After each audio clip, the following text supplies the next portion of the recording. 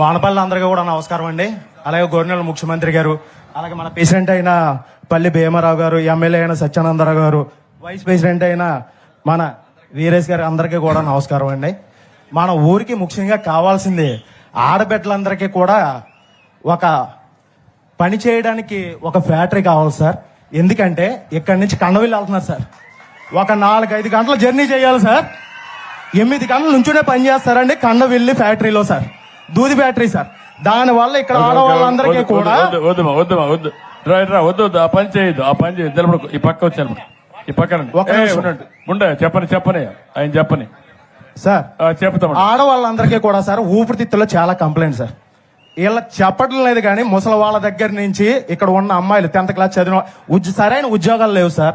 ఉద్యోగాలు లేక కండవిల్లి ఫ్యాక్టరీలో నానా ఇబ్బందులు పడుతున్నారు సార్. మా ఊరు వాడవాళ్ళు కానీ, కొత్తపేట, వానపల్లి గ్రామ పంచాయతీలో ఉన్న వాళ్ళందరూ కూడా నరకం అనిపిస్తున్నారు సార్. ఇక్కడ నుంచి 3 షిఫ్ట్లు సార్.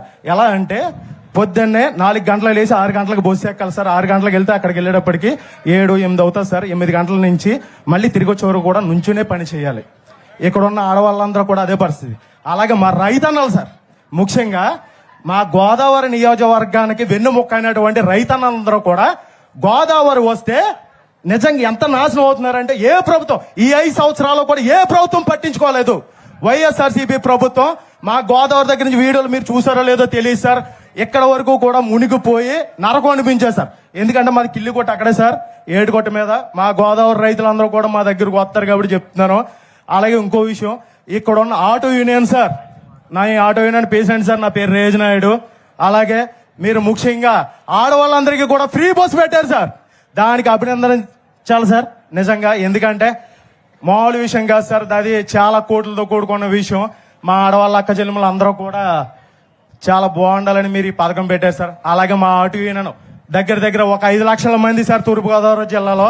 5 లక్షల మందికి కూడా మీరు ఏదో ఎందుకంటే మామూలుగా ఏదో 10th ఫెయిల్ అయ్యో లేకపోతే ఏదో చేసో కాదు సార్. ఖచ్చితంగా డిగ్రీ చదువుకున్న వాళ్ళు కూడా ఆటో తోలుకుంటున్నారు సార్. అలాగే ఇక్కడ జరిగిన ఒక 5 సంవత్సరాలు మీకు నరకం చూపెడతాను సార్. నిజంగా ఈ 5 సంవత్సరాలు నరకం చూపెడతాను సార్. 5 సంవత్సరాలు నరకం చూపించారు సార్. ఏమండి ఇక్కడ ఉన్న జనసేన కార్యకర్తలు కానీ, జనసేన అభిమానులు కానీ, తెలుగుదేశం కార్యకర్తలు కానీ, తెలుగుదేశం అభిమానులు కానీ, మీరు చెప్పారు కదా సార్ అక్కడ ఎంతమంది మీద కేసులు ఉన్నాయని. ఇక్కడ ఉన్న వాళ్ళ దగ్గర యువత, కాపు యువత కానీ, బీసీ యువత కానీ, ఎస్సీ యువత కానీ, మొత్తం యువత అందరి మీద కూడా చాలా మంది కేసులు ఉన్నాయి సార్. అది గవర్నర్ సత్యానందరావు గారికి కానీ, అలాగే వీరేష్ గారికి కానీ అందరికీ తెలుసు సార్. అలాగే ఆ కేసుల దగ్గర నుంచి కూడా మీరు మా వాళ్ళందరినీ కూడా వినిపించాలని కోరుకుంటున్నాను సార్. ఇప్పుడు నేను అడిగిందని చెప్పను. ఒక సెకండ్, ఏం పెట్టాలో పార్క్ సార్. ఎందుకంటే మా పల్లలమ్మకు ఇంకో పేరు సార్, ప్రకృతి మాత అండి. ప్రకృతి మాత ఆవిడకి అక్కడ ఇదంతా కూడా పల్లలమ్మ గారికి కలెక్టర్ ఉండు హరీష్, నువ్వు ఉండు కాసేపు ఉండు, నువ్వు ఓపిక పట్టు. నాకు తెలిసి నాకు ఎట్లా హ్యాండిల్ చేయాలి నాకు తెలుసు, ఓపిక పట్టు. కలెక్టర్ గారు ఈ టెంపుల్ అంతా తీసుకొని ఈ టెంపుల్ మొత్తం ల్యాండ్స్ అన్ని కూడా ఇచ్చేసి మంచి పార్కు, ఒక మంచి ఆహ్లాదకరంగా ఊర్లో వాళ్ళు వస్తే కూర్చునే విధంగా, సాయంత్రం అయితే ఇక్కడ అందరూ వచ్చి దేవుని సేవలోనే కాకుండా నేచర్ ప్రకృతి సేవలో తన్మయత్వం ఉండే విధంగా తయారు చేయండి. దానికి ఎంత డబ్బులు కావాలని ఇస్తాం, దానికి వర్కౌట్ చేసి ఇమీడియట్ గా శ్రీకారం చుట్టండి. రెండోది, ఎక్కడికి పోయి పనిచేస్తారు మా లేడీస్ అంతా? ఎక్కడికి? రావులపాలెం అవతల Kandavilli sir, Kandavilli factory sir, దూది ఫ్యాక్టరీ సార్. ఏ ఫ్యాక్టరీ? దూది ఫ్యాక్టరీ సార్. దూది ఫ్యాక్టరీ అండి, రవలి స్పిన్నర్స్, స్పిన్నింగ్ మిల్సా. చాలా ఇబ్బంది పడుతుంది సార్. చాలా మందికి ఊపిరితిత్తులు కంప్లైంట్ ఉంది సార్. అలాగే వచ్చి కూర్చున్నారే కానీ అందరికీ దగ్గు, ఆయాసం చాలా ఉంది సార్. ఇప్పుడు వాళ్ళందరికీ మనం ఏం చేయగలుగుతాం? ఒక యాక్షన్ ప్లాన్ తయారు చేస్తే ఈ ఊర్లో ఉండే ఆడవాళ్ళందరికీ ఇక్కడనే ఉపాధి కల్పించేదానికి ఏం చేయగలుగుతామో దాన్ని కూడా వర్కౌట్ చేద్దాం. అది కూడా చేసి ఇది ముందుకు తీసుకెళ్దాం. రెండోది, ఆర్టీసీ డ్రైవర్లు కూడా ఆదుకుంటాం తమ్ముడు. మా ఆడబిడ్డలకి, ఆర్టీసీ కాదు ఆటో డ్రైవర్లను ఆదుకుంటాం. ఆడబిడ్డలకి ఉచిత బస్సు సౌకర్యం ఇచ్చినప్పుడు ఏదైతే ఆటో డ్రైవర్లు ఉన్నారో మీరు కూడా చదువుకుని ఉన్నారు, మొన్న మీరు కూడా మాకే ఓట్లు వేశారు, మిమ్మల్ని కూడా ఎట్లా ఆదుకోవాలని ఆదుకోవడం కోసం ప్రయత్నం చేస్తున్నా. తప్పకుండా మీకు న్యాయం చేస్తానని హామీ ఇస్తున్నా.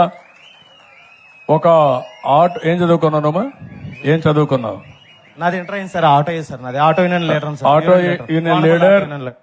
బట్ ఇంటర్ అయింది, సామాజిక స్పృహ ఉంది, అంటే 10 మందికి ఏదో మంచి జరగాలని తాపత్రయం ఉంది.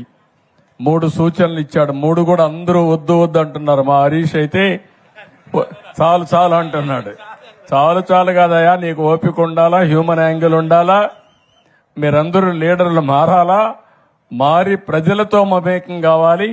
5 నిమిషాలు లేట్ అయితే కొంపలేం కూలిపోగాని ప్రజలు చెప్పింది విని ఆ సమస్యను పరిష్కారం చేసే దిశగా మీరు పనిచేయాలి, అడ్మినిస్ట్రేషన్ పనిచేయాలి.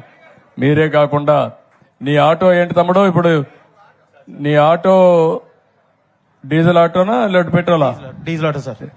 ఇప్పుడు ఏ రోడ్లు, అన్ని మంచి రోడ్లేననివి? లేదు సార్, ఎక్కడికక్కడ గొతుకులు మీకు తెలియదేమో సార్. మా అన్ని సత్యనందరగా అడగండి సార్. ఇప్పుడు నీ దగ్గర నేను హాస్పిటల్ తీసుకెళ్ళకుండా డెలివరీ అయిపోయింది సార్. ఎలక్ట్రికల్ ఆటో ఇప్పిస్తే నువ్వు దాంతో తక్కువ ఇది చేసుకోగలుగుతావా? పోతుంది ఇప్పుడు, అంటే గోతులు ఎక్కువ ఉంటే. గోతులు ఎక్కువ ఉంటే ప్రాబ్లమ్స్ ఎక్కువ వస్తాయి సార్ ఎలక్ట్రిక్ ఆటో. ఇది అయిపోయి మళ్ళా నీతో మాట్లాడతాను, నీకేం చేయాలో చూస్తాను. ఓకే, నీతి నిజాయితీ సంతోషం.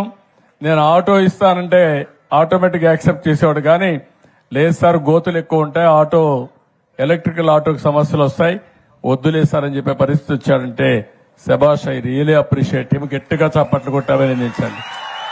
అలాంటి వాళ్ళు సమాజానికి అవసరం.